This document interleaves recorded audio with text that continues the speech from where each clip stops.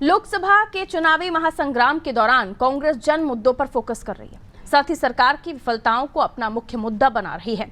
टिहरी लोकसभा क्षेत्र से कांग्रेस प्रत्याशी ज्योत सिंह गुनसोला ने चुनाव से जुड़े तमाम पहलुओं पर नादी टीवी से खास बातचीत की।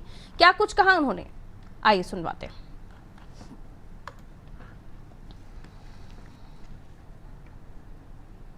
टिहरी लोकसभा सीट से कांग्रेस प्रत्याशी ज्योत सिंह गुनसोला जी हमारे साथ मौजूद है। बातचीत कर लेते हैं किस तरह से मतदाताओं के बीच में वो पहुंच रहे हैं, किन मुद्दों के साथ मतदाताओं के बीच में पहुंच रहे हैं।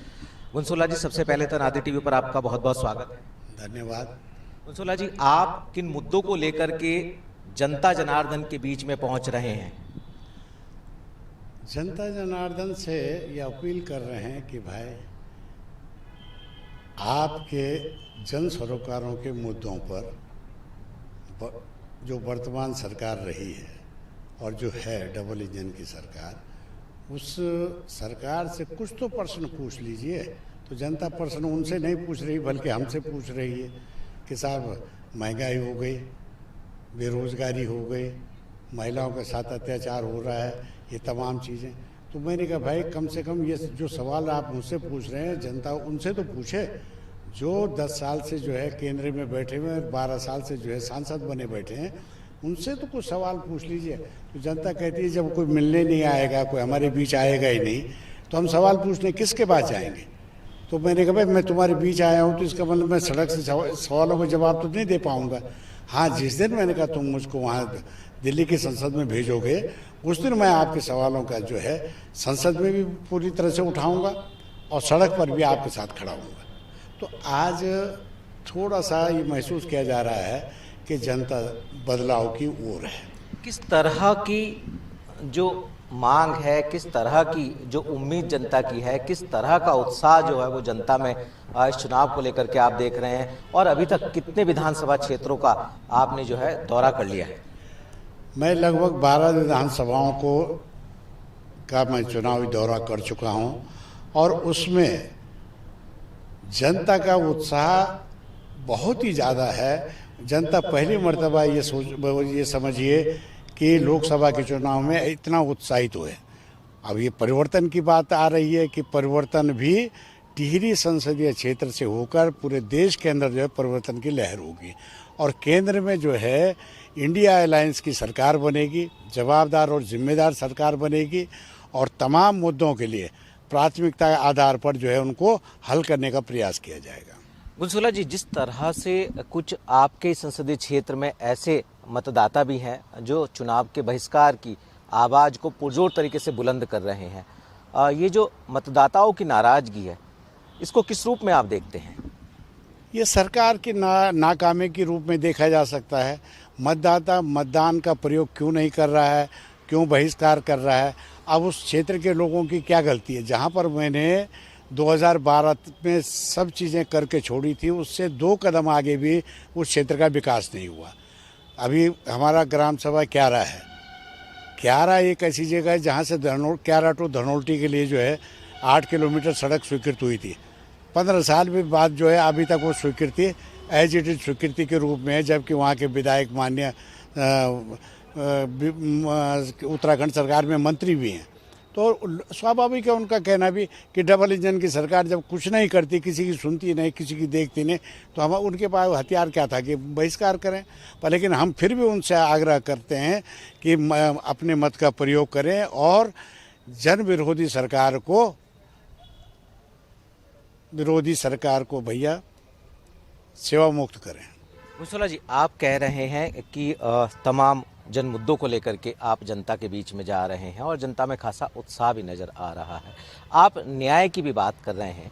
न्याय पत्र घोषणा पत्र के रूप में आप लोगों ने, आपकी पार्टी ने जारी किया है, जबकि अगर हम विपक्षी नेताओं की बात करें तो वो ये कह रहे हैं कि न्याय नहीं बल्कि अन्याय है।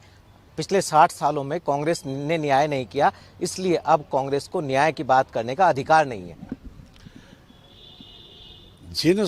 जिन सरोकारों के लिए सरकार जिम्मेदार है, सत्ता जिम्मेदार है, सत्ताधारी दल जिम्मेदार है, वो ये कहाँ से कह रहा है कि क्या मणिपुर में अन्याय नहीं हुआ? मणिपुर की बहनों के साथ अत्याचार हुआ, वो अन्याय नहीं दिखाई दे रहा? ये देखिए ना, ये तो एक मैं मिसाल दे रहा हूँ आपको। अनेक मिसालें हैं। अंकिता भंडारी के साथ क्या न्याय हो रहा है, अन्याय हुआ कि नहीं हुआ है? उसकी शहादत हो गई, उसके परिवार को न्याय नहीं मिला। ये 60 साल और 70 साल के क्या न्याय की बात करेंगे? ये आज कितने लोगों के साथ न्याय हो रहा है?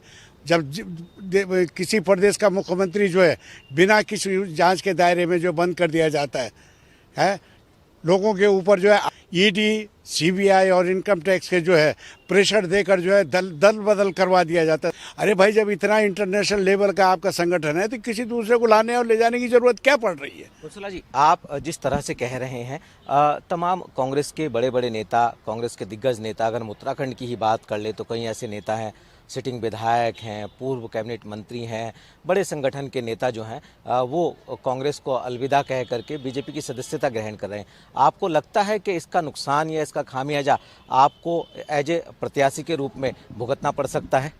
स्वाभाविक है, होता है, असर पड़ता है इन सब चीज़ों का, लेकिन उनका निर्णय उनके ऊपर है भाई कि किस दबाव में वो जो है। ऐसा कोई नेता नहीं है जो कि 60 साल जो है पार्टी में रहे, 50 साल सेवाएं दे और उसके बाद एक झटके में चला जाए आज। लेकिन हो सकता है कि उनके ऊपर भी ईडी, सीबीआई और आईटी का दबाव होगा। सारे लोगों को किसी न किसी प्रेशर में, दबाव में लाकर, पत्रावलियाँ खोलकर, पुरानी फाइलें निकालकर जो है उन पर दबाव बनाया जा रहा है। जनता पूछ रही है। बस अंत में चलते एक सवाल और आपसे जानना चाहेंगे कि टिहरी लोकसभा सीट के कांग्रेस के प्रत्याशी मतदाताओं से क्या कहेंगे और क्या उम्मीद मान रहे हैं आप? आपको क्या उम्मीद है, क्या संभावना है, क्या लगता है आपको कि आपकी जीत सुनिश्चित होने जा रही है? मैं जनता से, टिहरी संसदीय क्षेत्र की जनता से नम्र निवेदन करता हूं कि इस लोकतंत्र के महापर्व में आप लोग अपने मत का दान जरूर करें और आपका मतदान, एक मतदान ही पूरे देश की सिफत बदल सकता है, शकल बदल सकता है।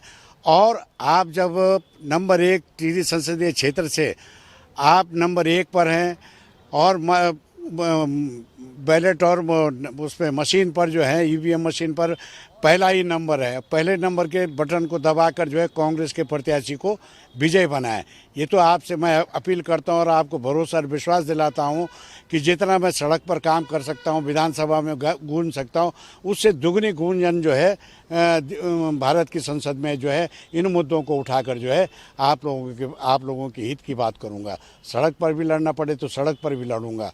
और आज आवश्यकता इस बात की है कि ये परिवर्तन मतदान से ही होगा, किसी और चीज़ से नहीं हो सकता। बहुत बहुत शुक्रिया हमसे बातचीत करने के लिए। तो आपने सुना टिहरी संसदीय क्षेत्र के कांग्रेस के प्रत्याशी ज्योत सिंह गुनसोला को, जिन्होंने बताया कि वो किस तरह से मतदाताओं के बीच में अपने एजेंडे को लेकर के पहुंच रहे हैं और उम्मीद कर रहे हैं कि इस चुनाव में कांग्रेस की जीत होने वाली है। अब देखना होगा कि चुनावी परिणाम आखिर किसके पक्ष में आने वाले हैं। अपने राहुल के साथ सोनू सिंह, अनादि टीवी, तेरा।